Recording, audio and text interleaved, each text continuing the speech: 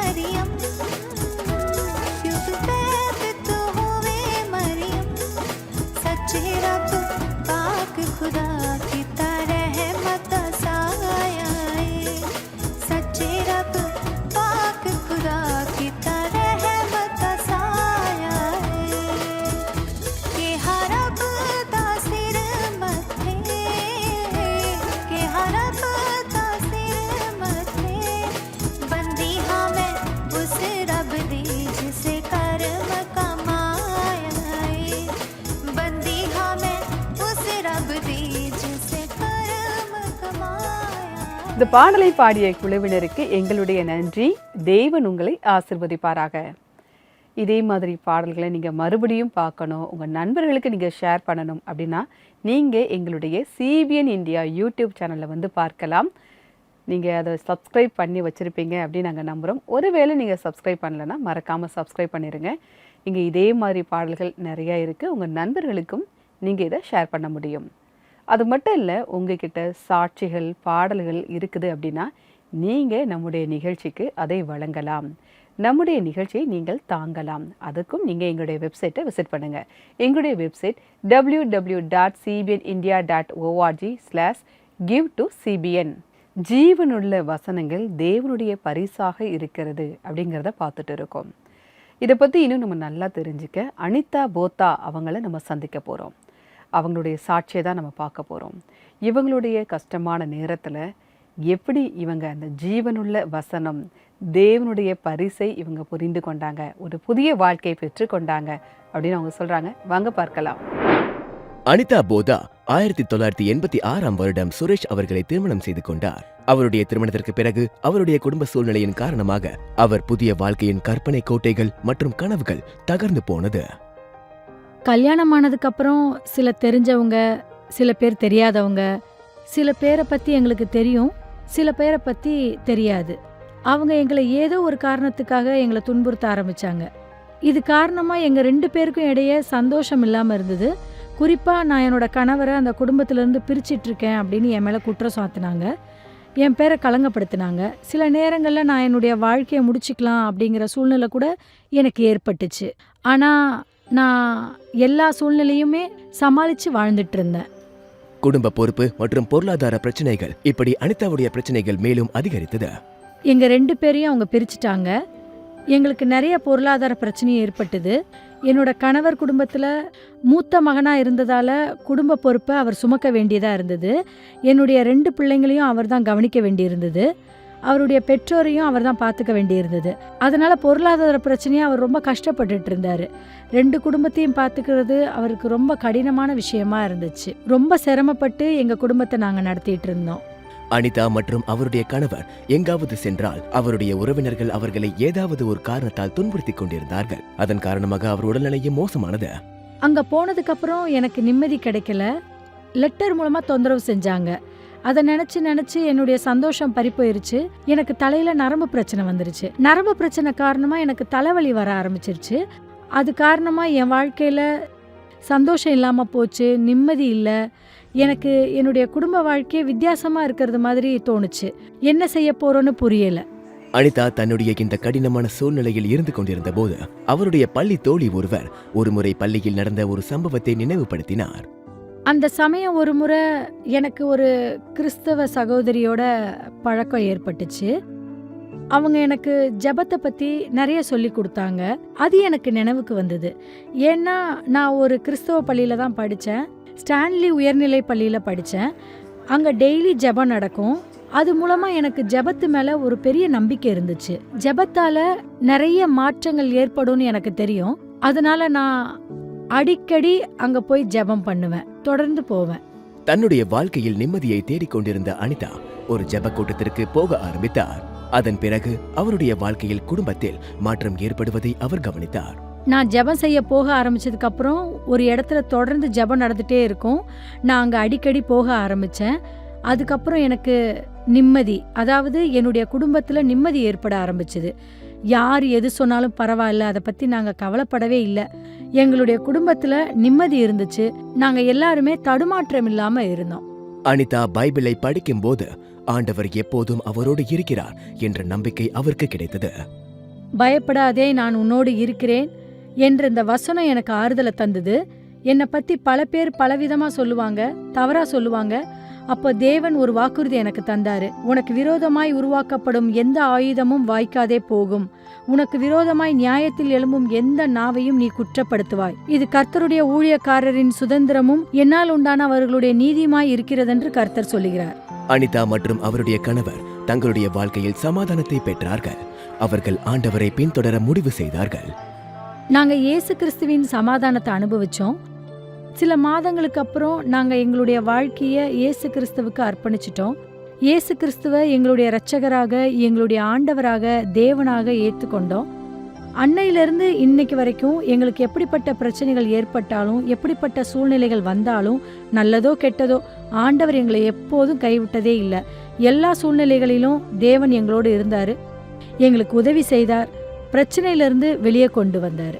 இன்றைக்கு அனிதா மற்றும் அவருடைய கணவர் ஒரு நிம்மதியான வாழ்க்கையை வாழ்ந்து வருகிறார்கள். அவர்களுடைய இந்த சந்தோஷமான வாழ்க்கைக்கு ஆண்டவருக்கு நன்றி சொல்கிறார்கள். நான் எப்போதும் ஆண்டவருக்கு நன்றி கடன் பட்டிருக்கேன். இயேசு கிறிஸ்துவின் உதவி ஏற்பட்டது என்று என்னால் வார்த்தையால் சொல்ல முடியல. நான் எப்போதுமே தேவனுக்கு நன்றி உள்ளவளாக இருந்திருக்கேன். இன்னைக்கு மட்டும் இல்லை, எப்போதுமே அந்த தேவன் என்னை எப்போதுமே கைவிட்டதே இல்லை. எப்போதுமே அவர் எனக்கு உதவியாக தான் இருந்திருக்காரு. அவர் என் கூடவே இருந்தார். நான் எங்கே போனாலும் என்னால் அவரை உணர முடியுது. அவர் என்னோடவே இருக்கிறாரு. அதை ஒவ்வொரு நிமிஷமும் உணர்றேன். நன்றி அனிதா, உங்களுடைய சாட்சிக்காக மிக்க நன்றி. ஆண்டவராக இயேசு கிறிஸ்து உன்னை விட்டு விலகுவதும் இல்லை, உன்னை கைவிடுவதும் இல்லை அப்படிங்கிற அந்த ஜீவனுள்ள வசனத்தின் மூலமாக, அந்த பரிசின் மூலமாக இவங்களுடைய வாழ்க்கையில் எப்படி அது சாத்தியமானது அப்படின்னு அவங்க சொல்லும்போது ரொம்பவே சந்தோஷமாக இருக்குது. தேவன் உங்களை மேன்மேலும் ஆசீர்வதிப்பாராக. யோவான் 1:14 அந்த வார்த்தை மாம்சமாகி கிருபையினாலும் சத்தியத்தினாலும் நிறைந்தவராய் நமக்குள்ளே வாசம் பண்ணினார். அவருடைய மகிமையை கண்டோம். அது பிதாவுக்கு ஒரே பேரானவருடைய மகிமைக்கு ஏற்ற மகிமையாகவே இருந்தது. வார்த்தை மாம்சமாகியது. இந்த வார்த்தை கவனிச்சிங்களா? இந்த வசனம் எல்லாருக்குமே தெரிந்த ஒரு வசனம். ஆண்டவராகிய இயேசு கிறிஸ்துவை இந்த வசனம் குறிப்பிடுது. ஆண்டவராகிய இயேசு கிறிஸ்து நமக்காக அவதரித்தார், நம்ம கூடவே வாசம் செய்தார், பிறகு அவருடைய மகிமையை வெளிப்படுத்தினார். இதை தான் நம்ம பார்க்குறோம். தேவனுடைய வசனங்கள் நமக்கு உண்மையாகவே அது ஒரு பரிசாகவே இருக்குது. அப்படிப்பட்ட வசனங்களை நாம் ஏற்றுக்கொள்ளும் போது நம்முடைய வாழ்க்கையில் ஒரு பெரிய மாற்றத்தை அந்த ஜீவனுள்ள வசனங்கள் கொண்டு வருது. அதனால் எப்பவுமே தேவனுடைய வசனங்களை நாம் படிக்க வேண்டும். அதன் மூலமாக, அந்த பரிசின் மூலமாக நம்முடைய வாழ்க்கை மாறும். ஜெபம் ரொம்ப அவசியம். ஒருவேளை அதற்கு உங்களுக்கு ஜெபிக்க தெரியல, ஜெப உதவி தேவை அப்படின்னா நீங்கள் எங்களுடைய CBN ப்ரேயர் லைனுக்கு கால் பண்ணலாம். எங்களுடைய நம்பர் 9910401010. இந்த நம்பருக்கு நீங்கள் ஃபோன் பண்ணலாம், வாட்ஸ்அப் அனுப்பலாம், மெசேஜும் பண்ணலாம். உங்களுக்காக ஜெபிக்க நாங்கள் தயாராக காத்துக்கிட்டு இருக்கோம். நம்முடைய நிகழ்ச்சியில் இப்போது வருவது ஒரு சிறிய இடைவேளை. இடைவேளைக்கு பிறகு ஏதேனும் சந்தேகம் பகுதியை பார்க்க இருக்கிறோம். இடைவேளைக்கு பிறகு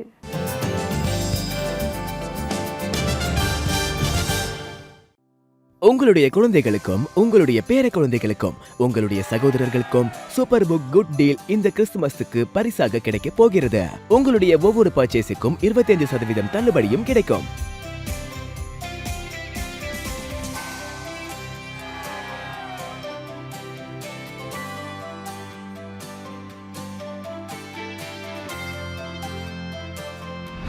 Shop now at www.cbnindia.org.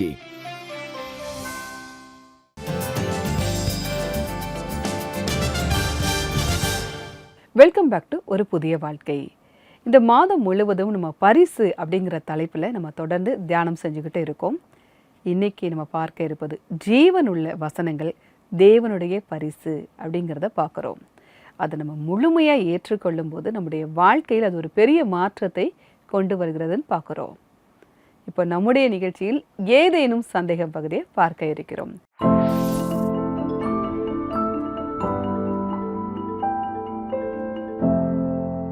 வந்திருக்கக்கூடிய முதல் கேள்வியை பார்க்கலாம்.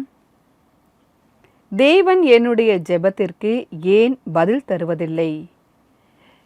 இது சாத்தான் சொல்லக்கூடிய ஒரு பொய். அதுவும் தொடர்ந்து இந்த கேள்வி கேட்க அதை தூண்டும்.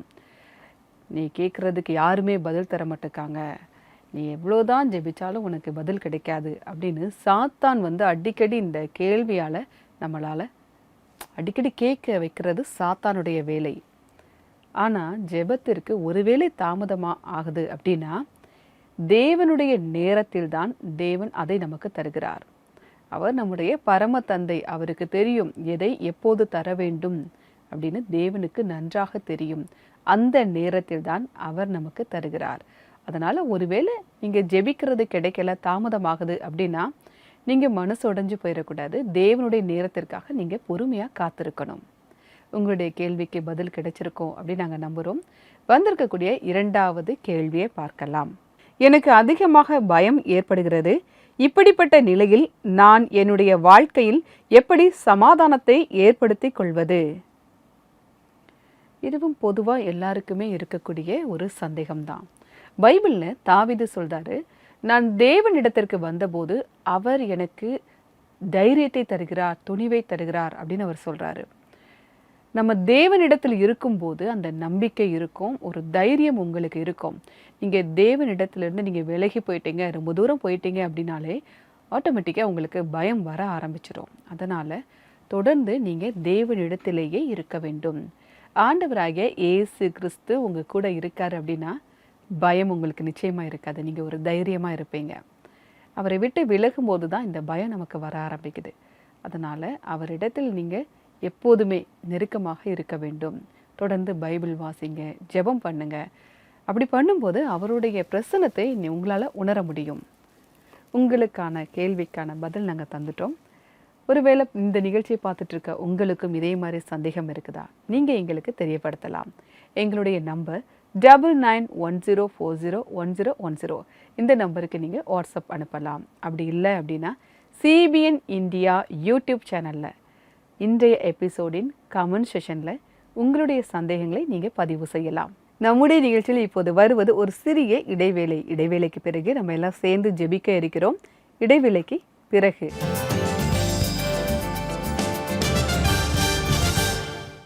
நீங்க நிம்மதி இல்லாத வாழ்க்கையில கஷ்டப்பட்டுட்டு இருக்கீங்களா? திருப்பு முனையா இருந்துகிட்டு உங்க வாழ்க்கையில நிம்மதி இல்லாம இருக்கா? இல்ல குழப்பங்கள்ல நீங்க மூழ்கி இருக்கீங்களா? இந்த அனைத்து விஷயங்களுக்காகவும் நாங்க உங்களுக்காக ஜெபம் பண்றோம். நீங்க இப்பவே ஆல் இந்தியா பிரேயர் லைனுக்கு கால் பண்ணுங்க. நம்பர் 9910401010.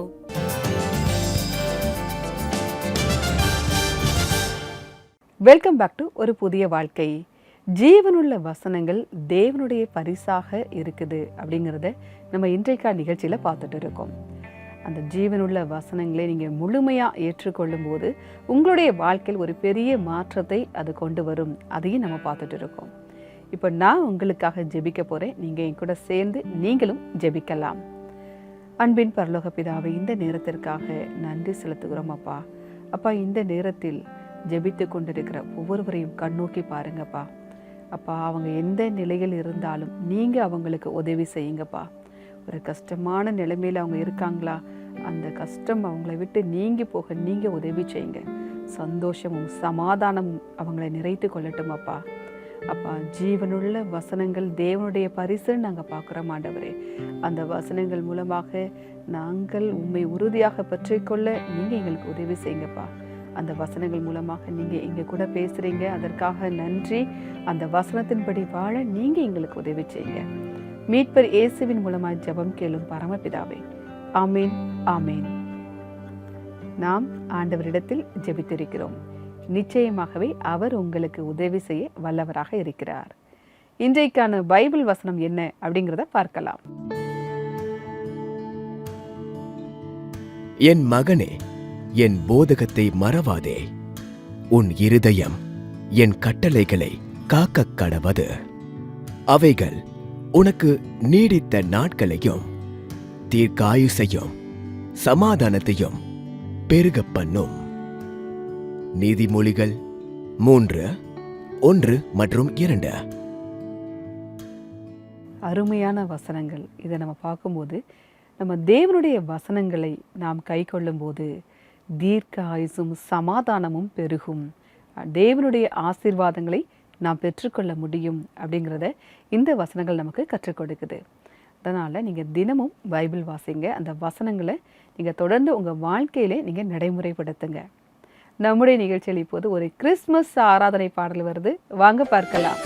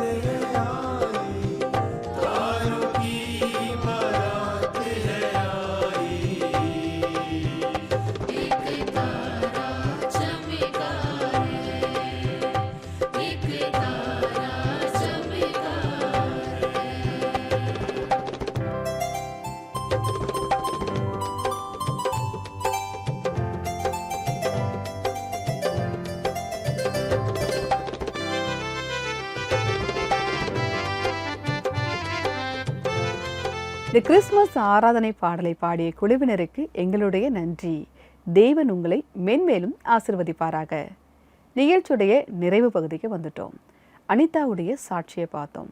தேவனுடைய வசனங்களை அவங்க கை கொள்ளும் போது அவங்களுடைய வாழ்க்கையில் நடந்த ஒரு பெரிய மாற்றத்தை நம்மளால் பார்க்க முடிஞ்சுது. நீங்களும் உங்களுடைய வாழ்க்கையில் தேவனுடைய வசனங்களை ஏற்றுக்கொள்ளும் போது, அதன்படி நடக்கும்போது உங்களுடைய வாழ்க்கையிலும் அந்த மாற்றத்தை பார்க்க முடியும். இன்றைக்கான நிகழ்ச்சி உங்களுக்கு ஆசீர்வாதமாக இருந்திருக்கும் அப்படின்னு நாங்கள் கர்த்தருக்குள்ள விசுவாசிக்கிறோம். நான் வேறொரு எபிசோடில் உங்களை சந்திக்கிறேன். அதுவரை கர்த்தருடைய கிருபை உங்கள் அனைவருடன் கூட இருப்பதாக. God bless you.